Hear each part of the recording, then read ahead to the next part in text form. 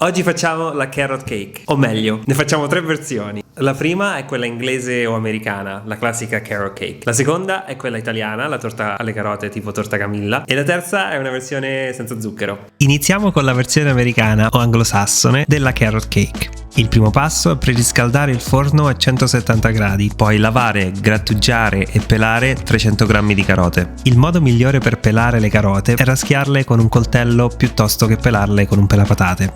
Questo modo è più veloce e sprecheremo anche meno carote. Una volta raschiate, grattugiamo le carote con i fori piccoli di una grattugia. Io preferisco grattugiare le carote finemente, in modo che si sciolgano nell'impasto e non si finisca per mangiare pezzettoni di carota nella torta. Poi in questo modo le carote rilasceranno anche l'umidità in modo più uniforme. Allora, il mio consiglio è di grattugiare le carote a casa piuttosto che acquistare carote già grattugiate. Quelle lì sono troppo asciutte e la carrot cake non sarà così umida e soffice come dovrebbe essere. Una volta grattugiate le carote, le mettiamo da parte e prepariamo l'impasto della torta. In una ciotola mettiamo 300 g di farina, metà farina zero e metà farina integrale. La farina integrale è importante per assorbire l'umidità in eccesso delle carote e per dare alla torta una consistenza un po' più grezza come dovrebbe essere. Poi aggiungiamo le spezie. Io metto 2 o 3 cucchiaini di cannella e una punta di noce moscata grattugiata. Infine mettiamo 16 grammi o una bustina di lievito per dolci in polvere e un pizzico di sale che ci aiuta ad accentuare gli altri sapori. Mescoliamo questi ingredienti con una frusta, poi mettiamo da parte la ciotola e prepariamo gli altri ingredienti. Quindi in un'altra ciotola mettiamo 180 g di latte. Io utilizzo il latte di mandorla perché è leggero e sta benissimo con le carote, ma anche quello di avena ci sta molto bene. Poi aggiungiamo 70 g di olio di girasole e 150 g di zucchero, che in realtà è molto meno di quello che si mette in una classica carrot cake, che può arrivare addirittura fino a 400 g. Allora, voi se siete abituati a dolci con parecchio zucchero potete aggiungerne tranquillamente di più, ma a noi piace tantissimo così, con meno zucchero. Poi io ho provato a fare questa torta con diversi tipi di dolcificante, ma alla fine la versione migliore secondo me è quella con lo zucchero di canna, sia per il gusto che per la consistenza. Se poi non vogliamo utilizzare lo zucchero di canna, possiamo utilizzare lo zucchero di cocco o la pasta dei datteri. Ora aggiungiamo un cucchiaino di estratto di vaniglia e un pezzettino di zenzero fresco pelato e grattugiato, che secondo me sta troppo bene con la cannella e con la noce moscata. Mescoliamo bene questi ingredienti con una frusta, poi nella stessa ciotola aggiungiamo le farine. Mescoliamo di nuovo, questa volta con una spatola, fino a quando gli ingredienti si sono appena combinati, senza mescolare troppo. Mescolare troppo la pastella della torta attiverà il glutine presente nella farina e renderà la torta più densa e meno soffice. Quindi cerchiamo di mescolare il meno possibile.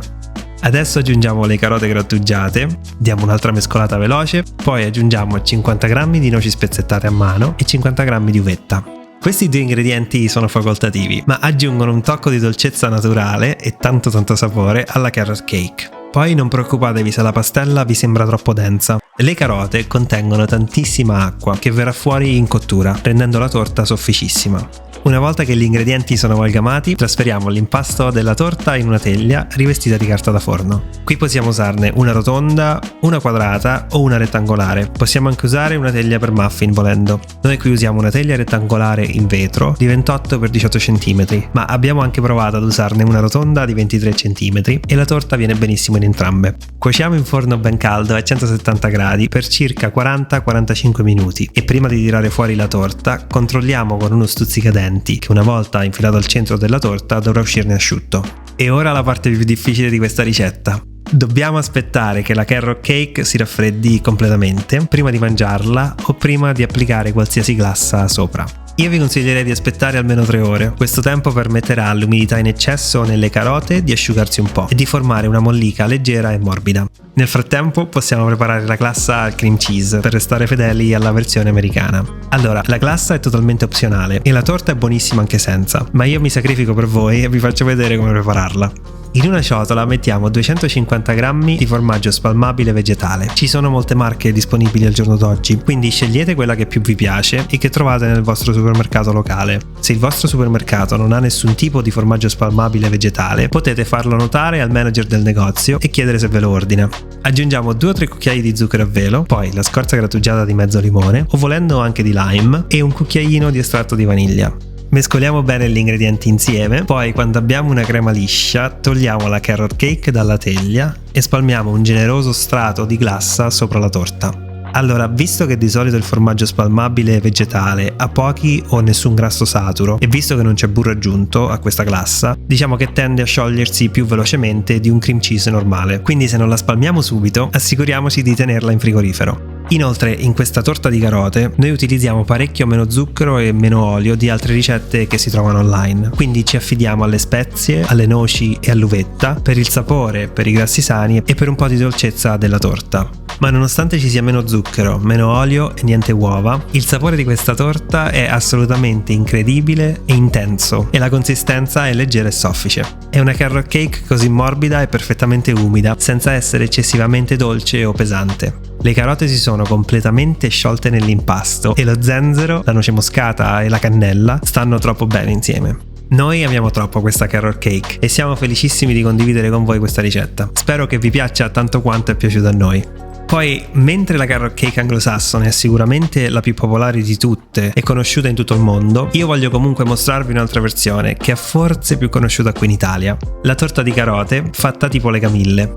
Questa ricetta è un po' più leggera e semplice della versione americana e viene generalmente mangiata a colazione o anche come spuntino di metà mattina. Per prima cosa scaldiamo il forno a 170 gradi e foderiamo una tortiera con carta da forno. Io spennello anche i lati della tortiera con un po' d'olio. Qui usiamo una tortiera a cerniera di quelle che si aprono al lato da 22 cm. In una ciotola mettiamo 250 g di farina, metà di tipo 0 e metà integrale. Poi aggiungiamo 60 g di farina di mandorle, 16 g o una bustina di lievito per dolci e 120 g di zucchero di canna. Diamo una mescolata con una frusta e mettiamo da parte. Adesso in un frullatore mettiamo 250 g di carote sbucciate e fatte a pezzetti, la scorza grattugiata di un'arancia, preferibilmente non trattata visto che ce la mangiamo, poi tagliamo l'arancia a metà e spremiamo il suo succo, aggiungendone 60 g al frullatore con le carote.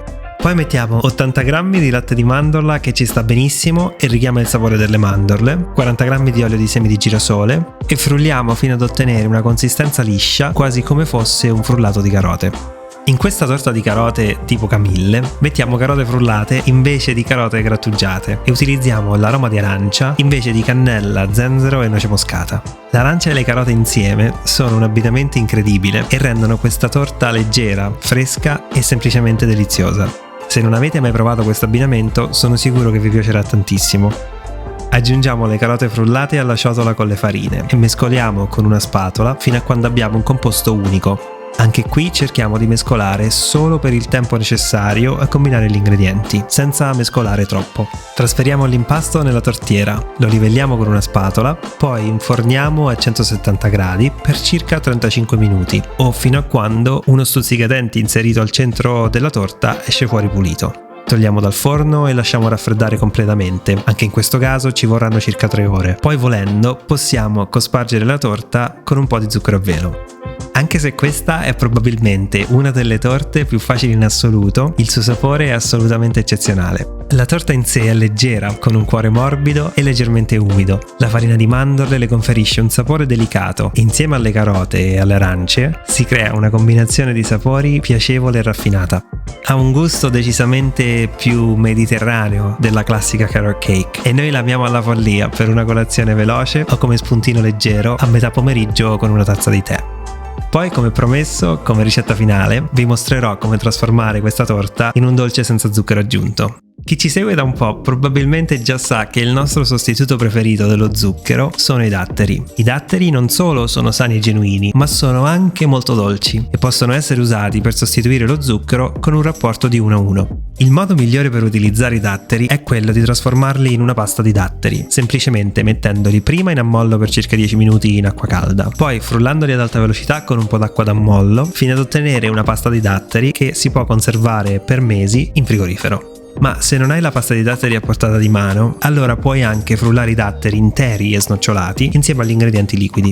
Per esempio, per questa torta di carote aggiungiamo 250 g di carote, la scorza di un'arancia, 60 g del succo dell'arancia, 40 g di olio vegetale, 80 g di latte di mandorle e 120 g di datteri interi snocciolati in un frullatore ad alta velocità. Se non siete abituati a mangiare torte senza zucchero, ma siete curiosi di provare, allora potreste iniziare riducendo gradualmente lo zucchero. Qui per esempio potreste aggiungere metà zucchero e metà datteri. Frulliamo fino ad avere un liquido liscio, poi aggiungiamo il liquido ad una ciotola dove abbiamo precedentemente mescolato 250 g di farina, metà integrale e metà tipo 0, 60 g di farina di mandorle e 16 g di lievito in polvere. Come prima mescoliamo la pastella con una spatola fino a quando gli ingredienti sono appena combinati, poi possiamo cuocere la torta. Con questa pastella per torte possiamo anche fare muffins, cupcakes o ciambelline. Per fare i muffins trasferiamo l'impasto della torta in una teglia per muffins, foderata con dei pirottini. Possiamo fare fino a 12 muffins con queste quantità. Cuociamo in forno già caldo a 170 gradi per circa 18 minuti. Questi muffins alle carote sono naturalmente deliziosi e morbidi, sono perfetti come colazione al volo o anche come merenda. Sono anche abbastanza sani e nutrienti grazie ai datteri e alle carote, ma il nostro modo preferito in assoluto di utilizzare questo impasto senza zucchero è quello di farci delle ciambelline graziosissime. Per farle avremo bisogno di una teglia per ciambelle, la spennelliamo con un po' d'olio, poi trasferiamo la pastella in una sacca da pasticcere e riempiamo gli stampi. Ce ne escono circa 12 di ciambelline. Non mettiamo troppa pastella nella teglia, in realtà qui io ne ho aggiunta un po' troppa. Poi cuociamo le ciambelle in forno ben caldo a 170 gradi per circa 13-15 minuti. Queste ciambelline alle carote senza zucchero sono irresistibili, perfette da portare con noi durante il giorno e sono anche perfette come merenda per bambini, visto che non c'è zucchero raffinato. Allora, io di solito assaggio tutto quello che cuciniamo su questo canale, ma questa volta non riuscivo proprio a mangiare altro, quindi Luisa si è sacrificata e ha fatto il test dell'assaggio per me. E anche lei è d'accordo, hanno un sapore così buono, sono naturalmente dolci e sono davvero nutrienti. Sono lo spuntino ideale da portare con noi durante una giornata impegnativa o da mangiare come merenda sana e genuina. Grazie mille per aver guardato il video e se non l'avete già fatto non dimenticate di iscrivervi al canale. Per oggi è tutto, ci vediamo la prossima settimana con un nuovo video. Ciao!